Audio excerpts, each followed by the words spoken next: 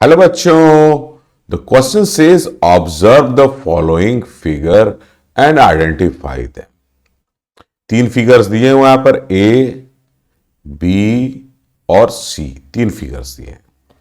तो देखो ऑप्शन जो फिगर ए है यहां पर क्या है कि अगर हम देखें तो एक सेंटर में एक न्यूक्लियस हमें दिखाई दे रहा है। उसके बाद क्या हो रहा है, यहां पर एक माउथ का पोर्शन दिखाई दे रहा है और यहां से क्या हो रहा है कि एक फ्लैजिला जो है ये बाहर की तरफ निकला हुआ है, प्लस उसके अलावा इधर पॉइंटेड एंड है, इधर पॉइंटेड एंड है और उसके बाद क्या है कि इधर थोड़ा सा ये जो है ब्लंट एंड है। ठीक है, तो इस तरीके का जो ऑर्गेनिज्म होगा वो होगा Euglena. This is Euglena, this is Euglena, बहुत क्लियर है, दिस इज यूग्लिना।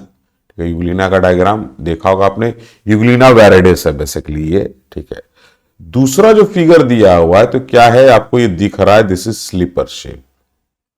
ये क्या हो रहा है, एकदम चप्पल के शेप का है, स्लीपर शेप है। तो इस कारण से क्या होता है कि इसको शुरू में हम जो है पैरामीशियम करेंगे। सीलिया डायग्राम बहुत साफ नहीं दिख रहा है लेकिन बाहर ऐसे सीलिया होगा इस पे। ठीक है, उसके अलावा देखो ये हो गया इसका एक गलेट, ये हो गया गलेट जो हो गया। ठीक है, तो ये जो गलेट जो इस डायग्राम में दिख रहा है, आप ये कलर जो हाईलाइट हो रहा है उस पर ध्यान दीजिए। ये भी फीचर क्या होता है पैरामीशियम का। तो ये जो डायग्राम हो गया उसके आगे मुझे देखना नहीं है। देखो ये कॉन्ट्रैक्टाइल वैक्यूल भी है, एंटेरियर पोस्टीरियर कॉन्ट्रैक्टाइल वैक्यूल। दो कॉन्ट्रैक्टाइल वैक्यूल भी क्या होते हैं, वो पैरामीशियम में पाए जाते हैं। तो हिसाब से क्या होता है, ये जो ऑर्गेनिज्म है ये हो गया पैरामीशियम, दिस इज पैरामीशियम। ठीक, उसके बाद ऑप्शन सी में जो दिखाया गया है तो ये अम्ब्रेला शेप्ड, ठीक है, और इस तरीके से इस टाइप का होना। ठीक है, तो ये क्या है, बेसिकली हमें बता रहा है कि ये जो है मशरूम है। मशरूम में भी क्या है, this is Agaricus, this is Agaricus. तो ये एगरिकस है।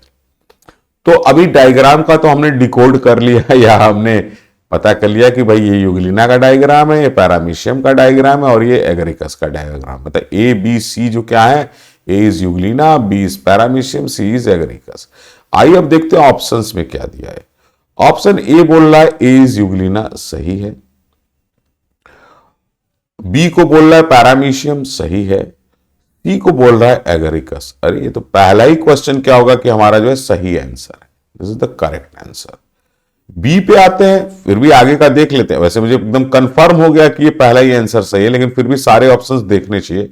कभी कभी जल्दी में क्या होता है कि हम लोग कंक्लूड कर लेते हैं आंसर, बाद में जो सही आंसर छूट जाता है। बी ऑप्शन में बोल रहा है ए इज यूग्लिना, ये सही है।